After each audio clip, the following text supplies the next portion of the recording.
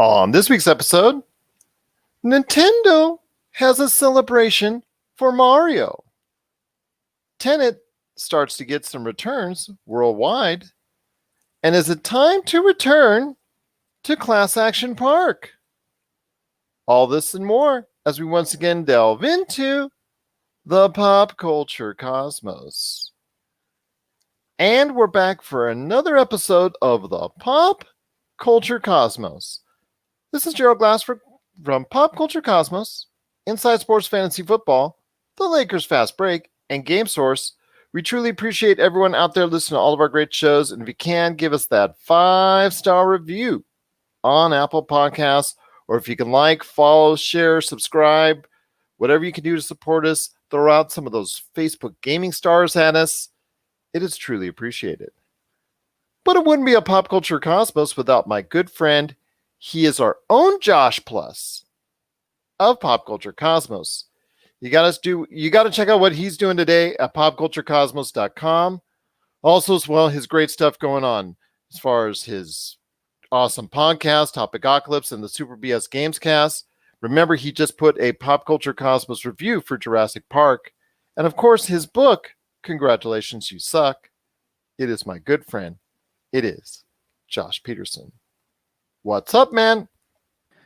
What's up? I was sitting, on the old couch last night looking at the streaming offerings. There's a lot to catch up on, and I'm feeling overwhelmed by all this.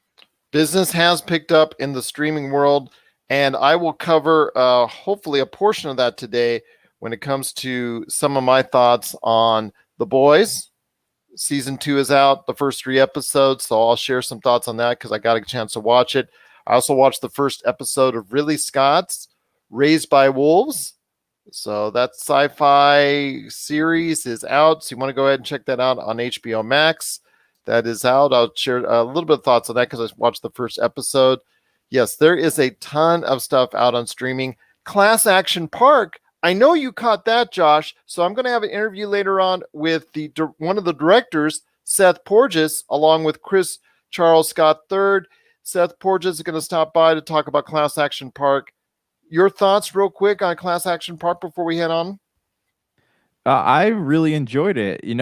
Most documentaries, like they have an agenda, whether that agenda is good or bad. They're pushing something. They're telling a story, and like the end point is to make you like feel something one way or another. It's kind of like a speech. But when I sat down and watched Class Action Park, this is a documentary that exists just because, right? No one's saying that Action Park, nobody in the movie was necessarily saying that Action Park was like good or bad. It just was. And they're just telling the story of this theme park that was and did a lot of damage to a lot of people, but people still have good memories with it. It was such a unique documentary, and I have not been so enthralled with a documentary in a really long time. And so this was very well put together. The interviews were really great. All the people involved were, they were captivating in their own right. And I am glad that I took the hour and 30 minutes to sit down and watch this movie.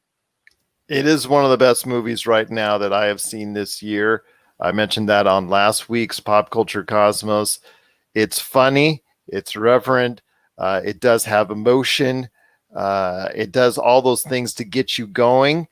And for me, even though I lived through that time, I, in the West Coast, was not aware of Action Park. We keep on Class Action Park or Traction Park, all the nicknames for it, and Grave Pool and all the things I mentioned on last week's show. There's just so much to it. I will be talking to Seth later on in the program. I'm so blessed. And if you're going to be listening on audio for radio stations and podcasts, we're going to go ahead and set up that interview later on in the program. I'm looking so forward to it. Plus, we've also got a lot of other things to talk about, including Warner Brothers versus Ray Fisher. Mulan debuted, so both Josh and I did check that out. We're going to share some thoughts on that.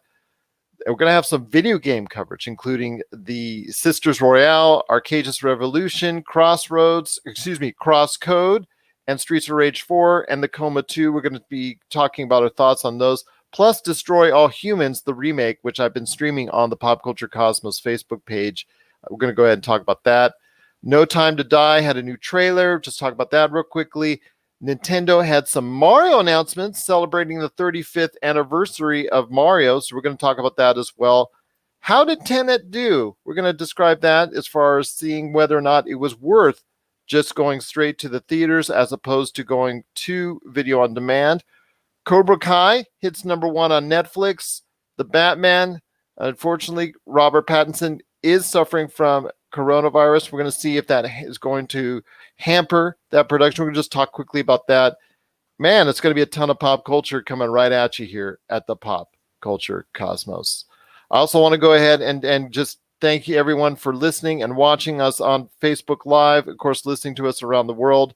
But to get started off first, my friend, I want to go ahead and touch on the Warner Brothers versus Ray Fisher debate. We're going on real quickly because it becomes a he said, studio said sort of situation in regards to the alleged abuse that was going on with director Joss Whedon, and then also as well the higher ups like Jeff Johns and whatnot at DC and Warner Brothers. So I want to hear your thoughts where it's come to Warner Brothers saying that they're trying to do an investigation and Ray Fisher is refusing to cooperate, and Ray Fisher is denying that he's refusing to cooperate. So it's really getting kind of nasty at this point in time.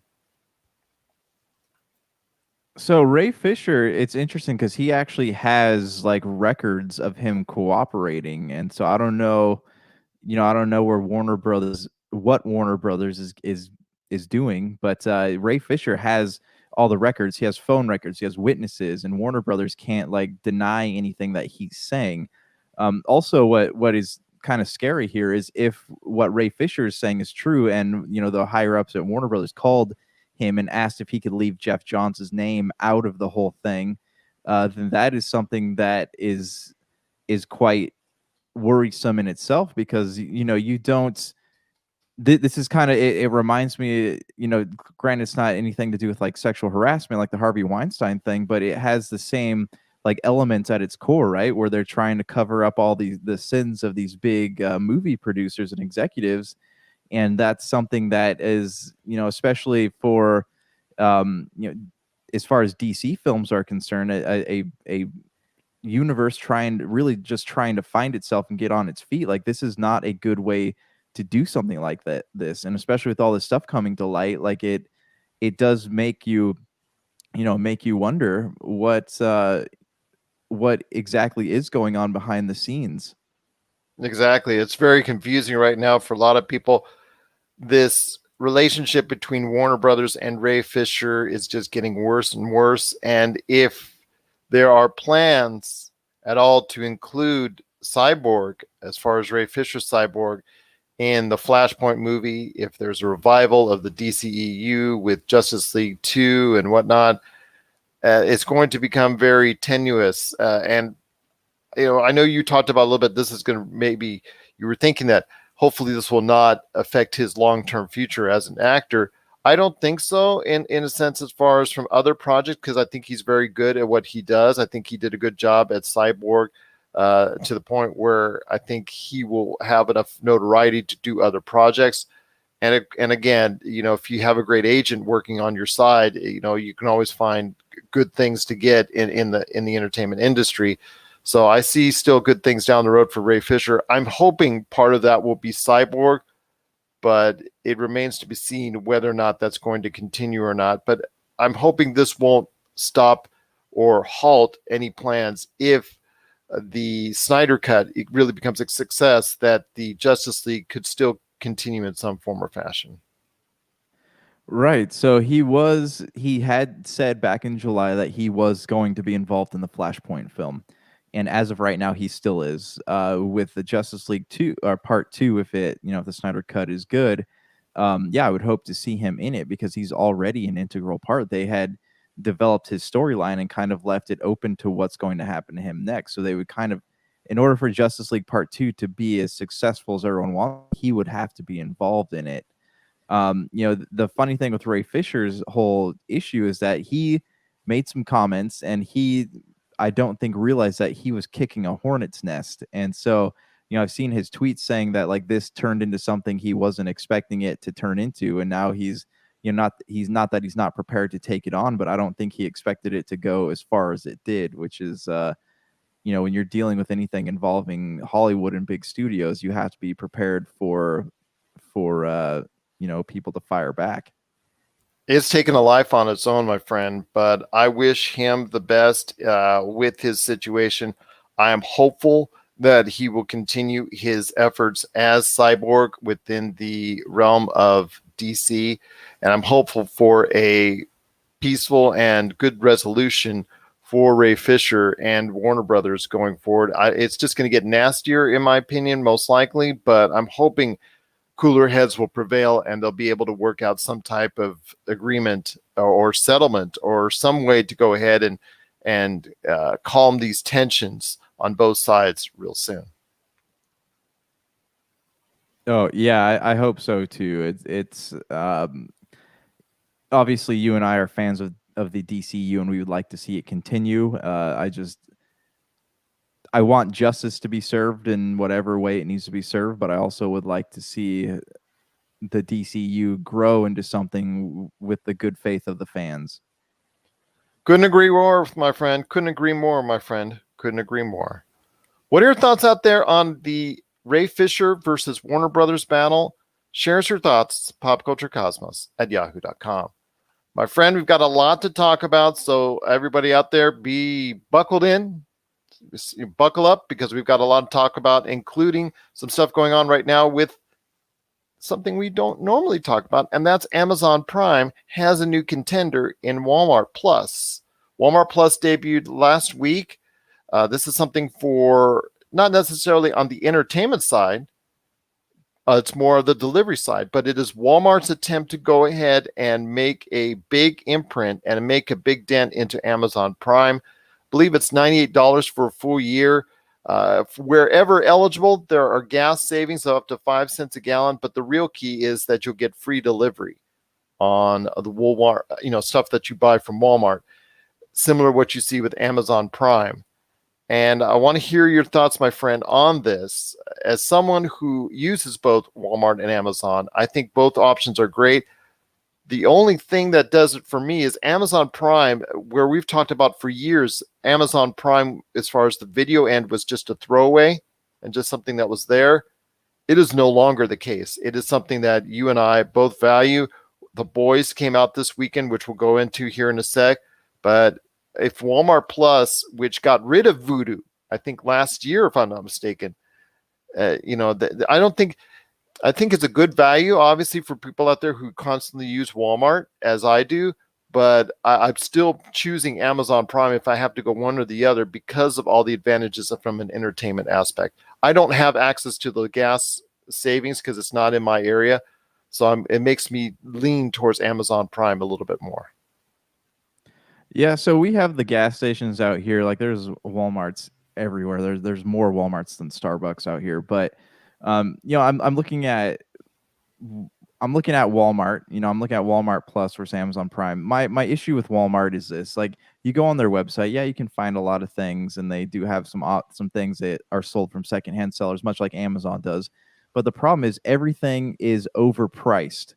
Everything is overpriced, and that you don't know. You can order something, and there's no clarification whether it's in stock or how long it's going to take to get shipped to you.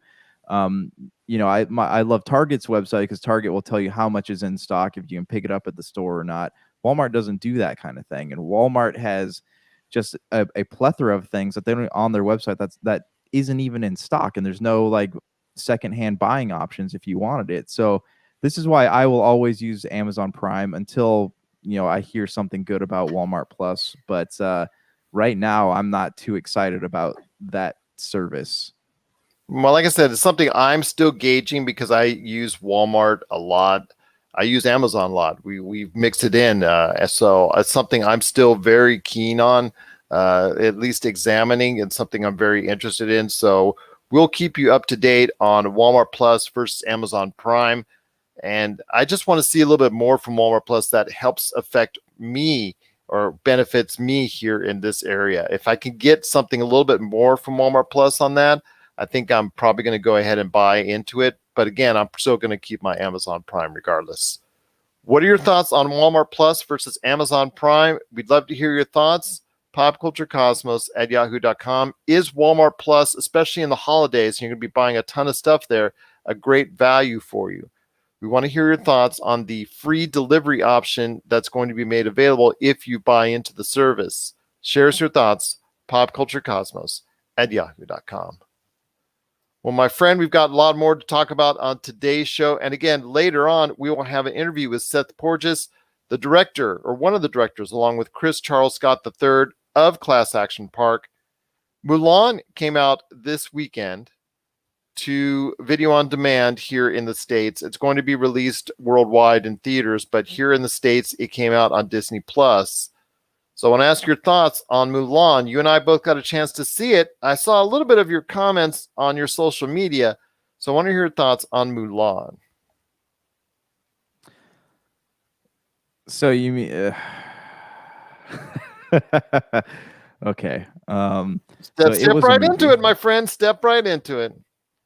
It was a movie. It was definitely a film. It was a film of films and a film with martial arts and a film with a character named Mulan, but it wasn't really Mulan, if that makes sense. Well, it wasn't meant to, because they didn't do a shot-by-shot remake like they did with The Lion King. I mean, if you're expecting I wouldn't even call it a remake. I would call it a retelling. Like it just, there was not a lot of elements from the movie in it, except for a character named Mulan.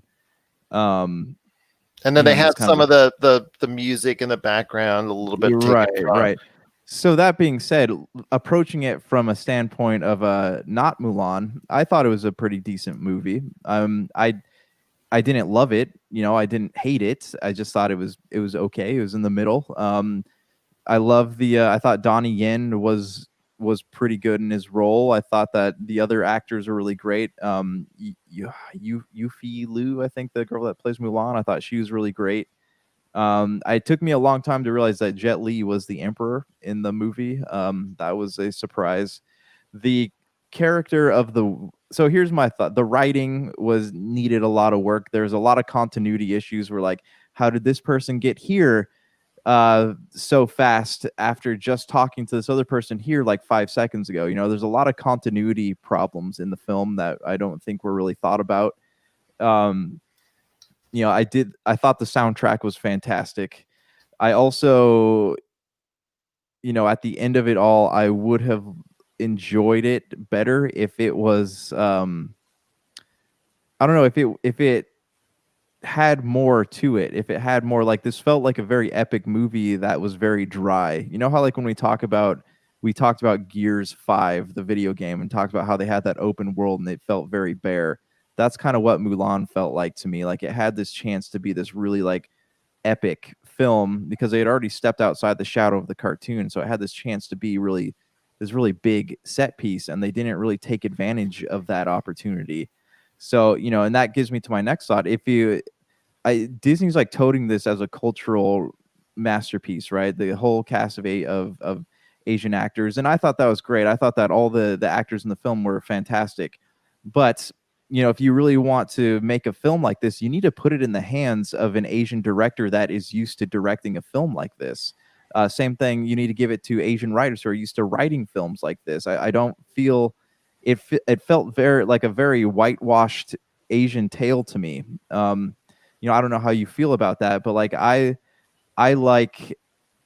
think like Ang Lee would have been a good director for this. I don't think he would have taken a film like this, but but if you're going to have a film, this type of film, I would imagine like Ridley Scott, I think, could have made this film into a masterpiece, but it's just, he's white, but it felt like it was missing a lot of things that could have made it really, really great.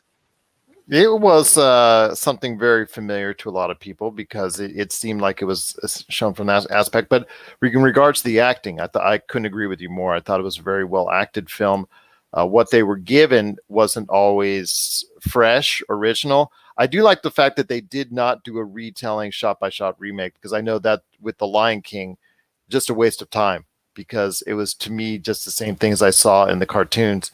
And here, if it had been the same thing as I saw as an animated feature, I probably would have just really been mad. wasting $30 on it, because I just could have seen the Mulan movie on Disney Plus for free. But Yeah. this was something that was very, very intended to go in a different direction. I do not like the fact, though, that they borrowed liberally from Star Wars. It is just heavy influence from Star Wars. So you lose some of that originality part of it. And I can understand your thought about the white aspect of it. There's really like an influence of white culture in it, because it leans heavily on Star Wars culture and Star Wars storytelling.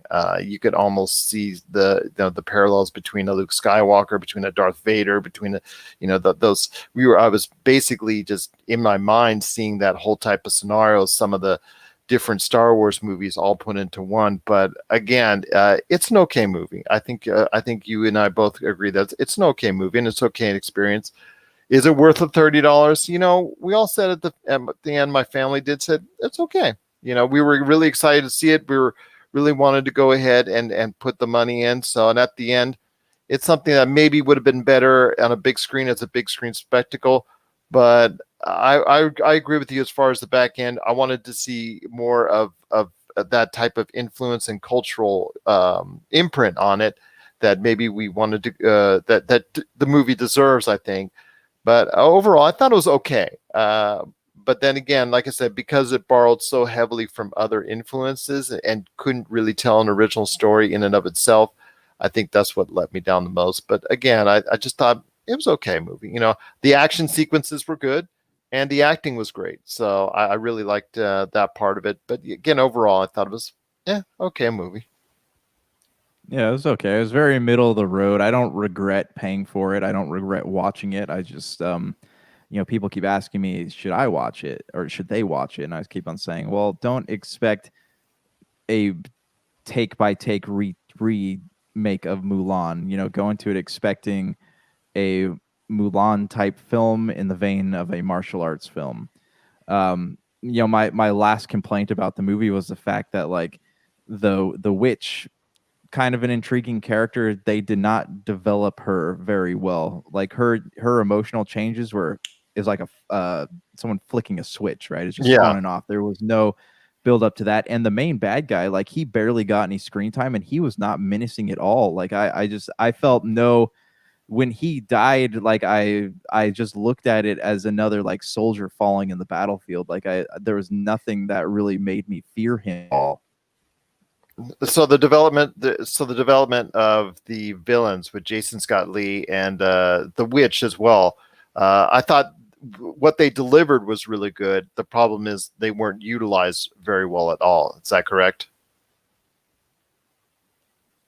Yes. Yeah, they were. I mean, I thought all the acting was great. I think that they just weren't handed a great script to deal with. There wasn't. It seemed like it was very safe. Yeah, the lady that directed it, Nikki Caro, I think her name is. Her claim to fame is the zookeeper's wife, and that's barely a big budget film. So it's. I don't think that she was the right choice for something like this. They should have had, again, somebody either an Asian director or somebody who has experience directing historical epics. Something that really utilizes the number of people that they had on screen for something like this. Well, again, it's Mulan. It's out there in video on demand. You got to pay $30 for it right now off of Disney Plus. It will be soon available in theaters around the world for if you don't have it if you can't get it on Disney Plus. But it's okay. Mulan, but again, I think we were expecting something more epic, and unfortunately we didn't get it, but it still gets a passing grade from us. And if people are wondering whether or not they should spend $30 for it, if you got a family of 3-4 individuals or more watching it, I think it's worth the value. But if you're just watching it by yourself and you want to pop down the $30, it is not the experience I think you're looking for. What are your thoughts out there on Mulan? We'd love to hear them. Please share them with us when you get a chance right here at popculturecosmos@yahoo.com. We've got more to talk about on today's show, my friend. The Boys Season 2 is out. First 3 episodes. First 2 episodes, I will say, is a lot of character filler as far as character building, world building, things of that nature. So it doesn't move, I think, at the pace a lot of people were expecting. But my oh my, episode 3, it is back to the boys, and it is probably the best episode I've seen out of both seasons. And that's saying something because the boys was the pick for us as far as the best TV show of last year. So if you get a chance, check out The Boys. Just again, the first 2 episodes builds a lot of the world. It's very important for structure building. But episode 3 is really a humdinger. So I think Amazon really had an idea of know when to stop as far as the first, what they wanted to show as a sneak peek, as far as ahead, as far as what episodes they wanted to release, and then the rest coming off at a later point in time. So yes, the first 3 episodes are out. It's highly recommended for me. I know Josh is going to be checking it out, so I look forward to hearing his thoughts on The Boys season 2 as we move along. Also got a chance to check out, what was it? Oh yeah, Raised by Wolves on HBO Max. I saw the first episode, and you definitely see Ridley Scott's touch. He directed the episode that I got a chance to watch. So it's basically 2 androids trying to save humanity by carrying some embryos. Because the world that the humans are battling, it's like a faith-based war that is very destructive. So in order to save one side of I guess, this human culture, they land on a deserted planet with embryos. They try to bring these kids to life. Not all of them make it, but there's one kid that does make it, and the androids try to protect that child. Then it gets to a point where some visitors come in, and it gets kind of interesting from there. And the parents get kind of protective, as you would imagine. But if you get a chance, I do recommend the first episode of Raised by Wolves. It's very visual, and there is no expense spared in this. So as a sci-fi, Ridley Scott, it did pretty good for me. It's pretty good. I recommend it.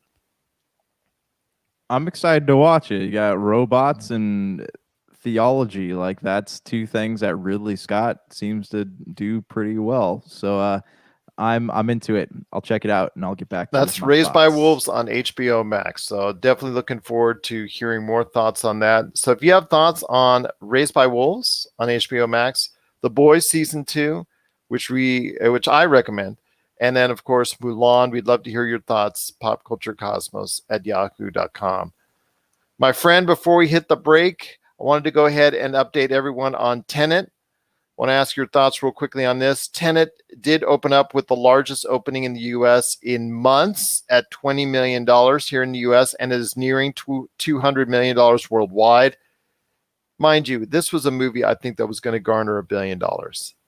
Despite the good but not super strong reviews on it, I think this movie was going to captivate an audience, and I think this movie had $1 billion written on it. It will not make $1 billion in the box office, but again, I see maybe a 300-400, possibly at a stretch 5, but at least between 300 and 400, I'm thinking. So I want to hear your thoughts, my friend, on this. Was the gamble, I think Warner Brothers is the studio, was the gamble for Tenet to hit the theaters a good one instead of going straight to video on demand? Because it's looking more and more like that was the case, that they could at least salvage some of the money that they're going to be losing on it. I think it's going to hit. It'll probably hit by the time it's done with its theatrical run. I think it'll make around 400 to 500. Because it's just opening in where we are this week. Like, it's not even out yet. It starts playing in theaters here on Friday. So no, it's already out. It's okay. Well, maybe the theaters here are just getting on Friday, because I was looking up the first showings they have are on Friday out here. So, it's possible that they're just, our theaters are not opened yet, but you're right. It could be rolling out in across America in that fashion, because there's still many theaters that are not even opened, or some that are opening up here in the next few days. Yeah. So I mean, So I don't know like what the rest of the world looks like right now, but I think I'm hopeful that'll do well. I think that it was worth the gamble, and I kind of, to show like the naysayers that like, hey, people are going to theaters again. It kind of gives people an excuse to get out of their house. Because especially out here, like I'm going out and there's people everywhere. People are getting tired of sitting in their houses all the time. And I think that going to see a movie like Tenet would be like a worthy activity, assuming you play it safe and do all the precautions and all that. But I also feel like once it's done, with a limited theatrical run, that they will probably go ahead and put it out on video on demand, and it'll reap more costs via that format. It'll never make up for the money it's lost on a general, okay, it's out in the theaters for 5 to 6 months, and then it goes to a video on demand from then.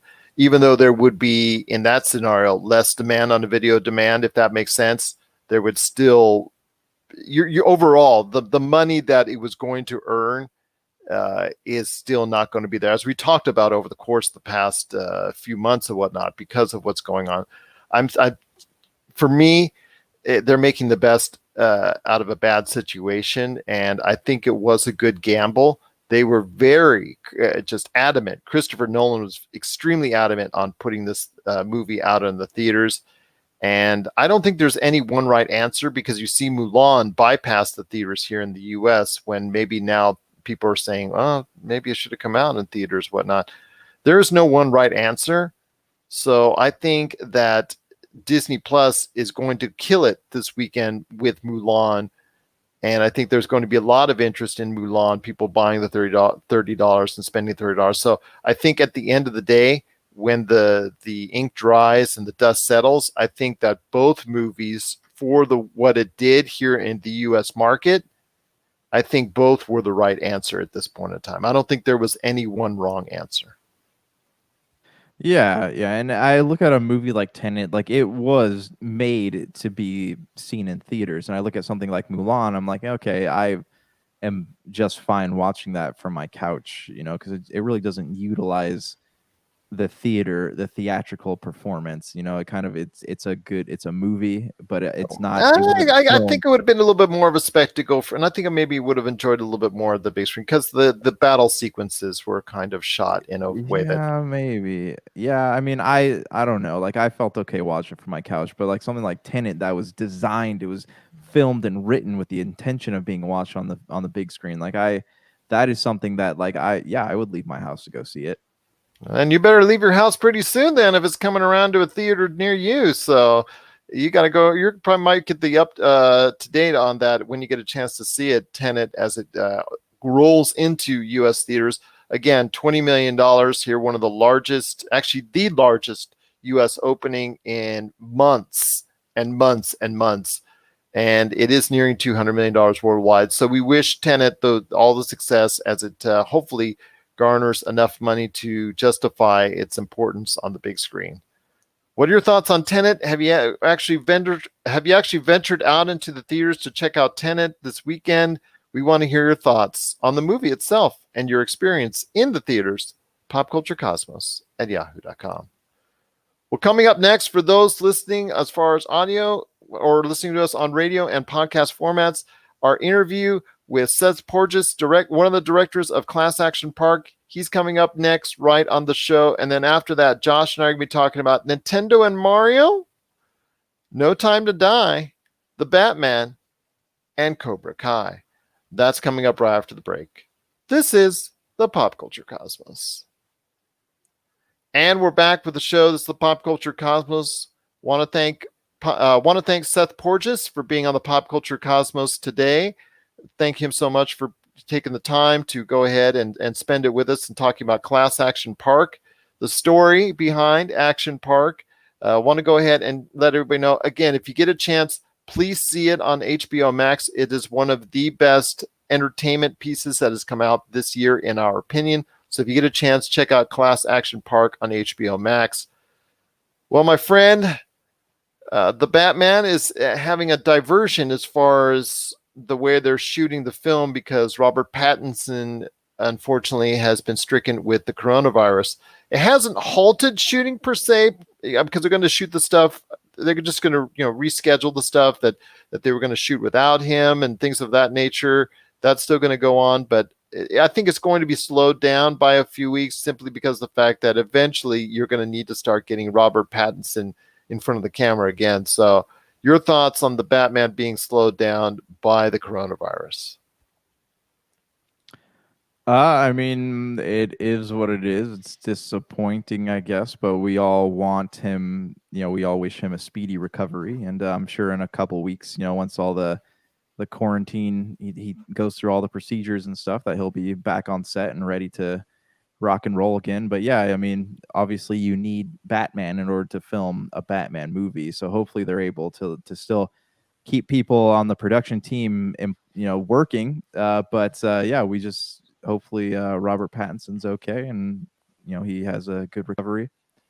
Absolutely. Same thing for The Rock as in his family, because he just announced that he had just suffered from it. Michael Rooker too. They're both in recovery now, and then also The Rock's family. So I'm wishing everyone the best, and everyone out there that is suffering from the coronavirus or has suffered from the coronavirus. Our thoughts are with you. Hopefully, you'll feel better and get well soon. From all of us right here at the Pop Culture Cosmos. I know you didn't get a chance, Josh, to check out No Time to Die, that new trailer that came out for the latest thing, to remind people that it's coming out in November. But I will tell you, my friend, it does raise the stakes. It just piques the interest once again on the 007 franchise, and it gets me excited for No Time to Die. Yeah, I'm actually I've been going back for the first time and watching the old James Bond movies, hoping that by November I'll be up to the new one, just so I can kind of I've never watched some of the old James Bond movies, so I'm trying to kind of get in my head the legacy of the character. I've read some of the books, but I've never only I've watched the Pierce Brosnan ones. I've seen a couple Sean Connery ones. I've seen all the Daniel Craig ones, and I saw the George Lazenby one. I just want to I want to experience all of it. So I'm hoping I can do that before the new one comes out. But yes, I am really excited. I love how the Daniel Craig movies are the first ones that kind of continue the story. They have interconnected storylines from one movie to the other, and that's something that hasn't been done in James Bond movies before. So I'm really excited to see what happens next, especially with all the controversy with having a new 007 character, and this being Daniel Craig's last outing as James Bond. I am really excited about it. I am too. It's looking very good. And so when No Time to Die debuts in the UK on November 12th, and then in the US on November 25th, I know a lot of people are going to be excited.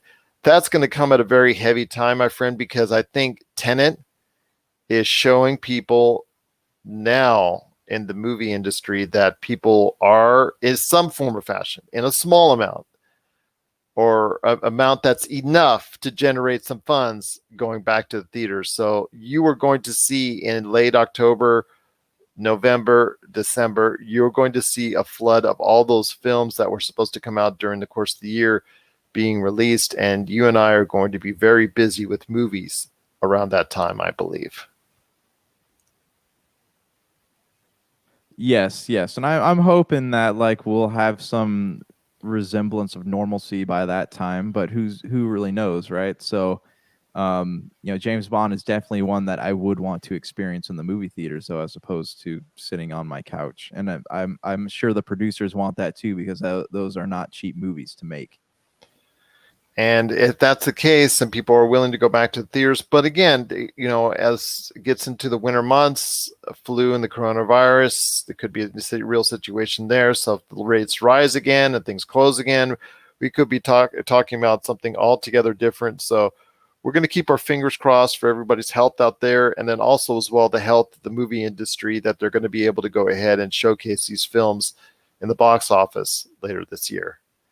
Well, before we head out, my friend, two last things to cover, and that is Mario celebrated a 35th birthday this past week with a surprise Nintendo Direct. And I want to hear your thoughts on some of the big announcements that were there, including Super Mario All-Stars, Super Mario 3D All-Stars, the new Mario Kart home circuit, which is going to include, I believe, something that's actually physical As you know, Nintendo loves to do these different things as far as saying than just a regular video game. Super Mario Brothers 35, which is going to include 35 players, an online battle game. That's going to be very interesting to see. I'm going to maybe delve into that one. Super Mario 3D World plus Bowser's Fury. And then on top of that, just to add extra cuteness, a Super Mario Brothers Game & Watch, which I thought was really uber cool. It takes me back to the old days on that one. So, I mean, they just had some great announcements when it concerns the 35th anniversary of Mario. That bundle of Super Mario Brothers All Stars, just with Super Mario Sunshine, Super Mario 64, Super Mario Galaxy, coming to the Switch in a single package. I understand it's Nintendo making some chunk of change there by rebundling a lot of the stuff and repackaging a lot of the stuff. But my gosh, more Mario isn't a bad thing. Yeah, so this was, I mean, it was cool. I liked the 3D All-Star remake. I am really excited about that. My one beef with it is that why make it a limited release? So they're saying you can only get it between September 18th and I think March 31st or something, and then you won't be able to get it anymore. So that was or get it for now. I guess if they're doing like a going back in the vault type thing, but like that just feels really weird to me because Switch games don't have issues selling. Like look at Mario games, they go on sale $10 off, and that's on a good week. So I don't think they'd have any issues. People would continuously buy it. As for the game itself, I am excited. I am going to get my pre-order in this week. I would have preferred like a more remastered version of Mario 64, because if you go and look at the video of it, it has the black bars on the side. They kind of did an up convert, much like a Blu-ray player will up convert a DVD. So they did that. Still excited about it. Super excited about Super Mario 3D World. That was one that I wanted to play, but just never had the opportunity to. So now it's coming back. So that's cool. Really interested, not going to say excited, but interested in that Mario Kart, the kind of augmented reality type thing, which is really cool because you're driving the kart and it's creating this track on your screen that you have to follow, and it's keeping your car from running into things. So really cool. But yeah, a lot of good stuff coming out of that. Well, what are your thoughts? I just think it's more Mario is not a bad thing. So whether or not it's the new Mario Kart, the 35 player online battle Mario, the remade, the reimagining of the bundle package that they're putting with all the older Mario games in there. Yeah, it's Nintendo's way of revisiting that nostalgia and making the chunk of change, but we keep buying it. We keep sucking it in. We keep eating it up. So I just tell you, Mario is one of the favorite characters that I enjoy. So to me, that's not such a bad thing at all. Yeah. I mean, and I'm glad to see being able to play Sunshine and Galaxy. I'm glad to see that they are, I guess, doing in a sense what they did with the with the eShop, just putting out all the old games. My only thing is I can understand why people would not want to pay to play these games, though, because you look at it, you could get Mario 64 for like $7 on the Wii eShop, and now you have to pay $30 again. But I also know because of it Mario and it's on the Switch that people would probably pay like $90 if they're charging $30 a piece for these games. So yeah, I mean, I'm excited about it, but I can see why some people are disgruntled about it, like our friend Brank over at the Super BS Games Cast. With the Nintendo, you always have to pay the dollars. What are your thoughts on all the new Mario games that are coming to Nintendo Switch, the portable, the home circuit, the whole 9 yards, celebrating the 35th anniversary of Mario? Share us your thoughts, popculturecosmos@yahoo.com. I almost forgot before we head on out and before we talk some Cobra Kai, I want to ask you this, my friend. You've got a chance to play some games. So I want to hear your thoughts on some games that you've been playing, including Crosscodes, Arcage's Revolution, and Streets of Rage 4. I've got some thoughts on some stuff I've been playing, but go ahead with yours on your video game thoughts before we head on out. So I mean, I guess I kind of talked about Crosscode before. Like it's a game that is, while enjoyable, it kind of has an identity crisis. Like it's not sure what it wants to be. So instead, it is a lot of different things. It's like a MMO RPG within an RPG, within a puzzle game, within a within a retro style game. It's fun. It has a lot of it mixes puzzles and elements of retro JRPGs. It's not an MMORPG, but like in the game, you are a character from an MMORPG. You're in the world of an MMORPG. Like there's a lot of very confusing things in it. And they have this little mechanic where you can shoot these balls and you have to bounce them off walls to unlock keys, unlock doors and stuff like that. In like, while fun, like it kind of lost its appeal after a certain amount of time, but I do really enjoy the combat in the game. It's super smooth. The game is fun. The game is a lot of fun, but it has a lot of things in it that feel overwhelming at times. So I'm not disappointed in it. I did really enjoy my time with it. I'm going to have a review up here soon if you want to get further into my thoughts. Also played Streets of Rage 4. So it's really just a better looking version of the old Streets of Rage games. Less pixelated, more comic book looking. It is they have this new mechanic where you have a special, and every time you use a special, your hit points go down. They also still don't have a blocking system on there, so it's really just a matter of like moving back and forth to keep yourself from getting punched. They do have more obstacles in the course, like a frayed wire with electricity shooting out of it, fires, stuff like that. So it's definitely challenging. It's really challenging. Even on easy, it's like crazy challenging. But if you're a fan of the old Streets of Rage, then this is a game that is definitely worth checking out. And then you had, was it Arcageous Revolution? Yes, Arcageous Revolution. So these games, these Sega Genesis reproductions, like they're fun. I love going back to them, but it seems like to be a theme with these developers. I'm really grateful for Mega Cat Studios sending us these games, and I'm having a great time with it. But my one beef with the game so far is that the bosses are like 100 times more difficult than just the regular enemies in the game. And it's fun and it's frustrating at the same time. The game, I love how fluid the game feels. I love like the multi-directional approach that the jet has. You can kind of press the A and C buttons to get it to spin around, and you control it like that. That's really cool. I just wish that the boss fights were toned down just a little bit, because it is beyond challenging. Like it just becomes really frustrating at parts. I am still playing it. I do plan on continuing it until like I just don't have the skill to beat any more of the game, but I'm really enjoying my time with it so far. And hopefully you'll be able to check out your written thoughts on each of them on popculturecosmos.com. You'll also hopefully be able in the next few days see my thoughts on Sisters Royale. Again, I've already spoken about it at length before, but it is a fun little shooter, top-down shooter.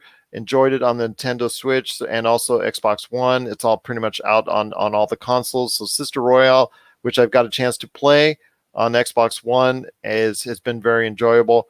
The Coma 2, the Coma 2 Vicious Sisters, which I wrote a preview article on popculturecosmos.com, has finally hit Xbox One.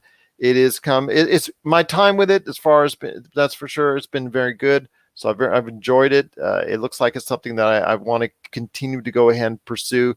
So I have a good recommendation for that coming up. That's going to be written on popculturecosmos.com. That one is just basically you're in a your high school, but it's everything's kind of all turned around, and you've got like monsters, and you got a killer pursuing you. So it has that horror suspense in there that is truly enjoyable. So if you get a chance, check out my thoughts on it at length. Hopefully coming up this week at popculturecosmos.com. And then also, last but not least, the remake. My time with the remake of Destroy All Humans, that has been a fun time. There's some, as people saw on the first run through and also the second, there's some frame rate issues, which was kind of surprising for me when it comes to such a game that, even though it was remade, it's still off of a 2004 game, which was kind of surprising. But even though there was some frame rate issues and some loose controls, it is still such a fun time, so hilarious. There's some obvious little small issues because it's a 2004 game and it has some of the quirks of that. But for the most part, it was an enjoyable ride, a very enjoyable ride. Once again, being an alien, destroying all the humans and destroying these 1950s towns and messing with people, going ahead and stealing their brains, stealing their DNA, going ahead and camouflaging yourself as one of them and going around through the towns, infiltrating. Yeah, it was just a lot of fun to play. It is Destroy All Humans, the remake from THQ Nordic, and that's available now out on consoles and PC. So if you get a chance, hopefully you'll see my thoughts this week at popculturecosmos.com. Well, my friend, it's been a great episode, but before we head on out, I want to go ahead and give a big shout out to Cobra Kai. The first 2 seasons are now available on Netflix and is exploding on Netflix. In advance of season 3, which is coming out next year, I do want to give props to Captain Jim FTW. He was right that season 3 is already set to go. It's not been delayed, the production by coronavirus, so it's already set to go next year. But seasons 1 and 2 are a big hit on Netflix, and that makes it very enjoyable. And actually, season 1, I said, was one of the best shows on television at that point in time. So I want to hear your thoughts before we head on out, my friend, on your excitement for watching Cobra Kai. I don't really have a lot of thoughts right now because I haven't seen it, but I am excited to watch it. I have been talking to a lot of people who don't normally watch that type of thing, and they're saying it's just on Netflix, looked interesting. So yeah, I'm excited to watch it. I just, when I have more to say, then I would really like to get into an in-depth discussion. But yeah, I'm excited to go back to the world of the Karate in a different Kid. fashion, in a different form, and from a different viewpoint, which I really liked.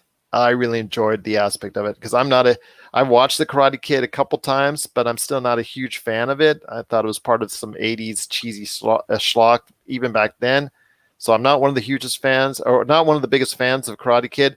But boy, am I one of the biggest fans of Cobra Kai because of the way that they were so unique. They took this bit of nostalgia and were able to make something completely fresh out of it. And I truly enjoyed that aspect of it. So if you get a chance, check out Cobra Kai. It is the #1 trending show on Netflix right now. So if you get a chance, check out Cobra Kai on Netflix. You will be glad you did. So Josh, has been a great episode. More coming up this week on the Friday show, the PCC Multiverse. But any last thoughts on the way out? So a lot of streaming I got to catch up on. So hopefully I will have more thoughts on all the things coming up here. Hopefully you will indeed. I mean, I've been watching Raised by Wolves, The Boys, The Vow on HBO. That just so much out there, just so much to talk about. And finally, we're getting a lot of good stuff coming to us that's coming to us now, and we're truly enjoying. So hopefully we'll go ahead and get more stuff this fall and this holiday. So for Josh Peterson, this is Gerald Glassford. It's another beautiful day in paradise right here in the Pop Culture Cosmos. We thank you for listening. And here's hoping you have yourself a great